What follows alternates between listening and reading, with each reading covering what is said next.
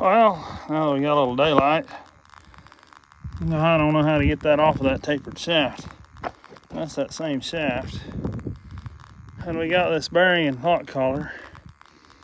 That's where that grease tube goes in, fits right under the frame, up above like the feed accelerator on that frame right up there. It's just a grease tube going to that bearing. And you know that thing's nasty. And so, I don't know. Tried my big gear pullers. It's too long to get in the press, at least my press. Yeah, them splines pretty bad wore. Pretty bad.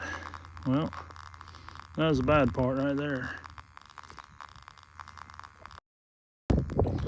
Alright, so I put that Teflon nut. I got 4 of them since I got 2 shafts, one on each end. I put it on the end there. I'm going to try to set this down and whack it with a hammer. And maybe I'll get it unfroze from that tapered part where it's sitting on right there. Alright. Well, that trick worked. I had 2 boards there. That big hammer. I put that nut on there. And I don't know which one I beat up the worst, but I can tell you that our wrench took some beating getting that nut back off. I put it on backwards like that. So, well, invest in an air chisel before you do this again. That's a lot of beating to get that bearing off of there. And yes, I'm going to reuse that bearing. It's been greased very well, not too worried. So, I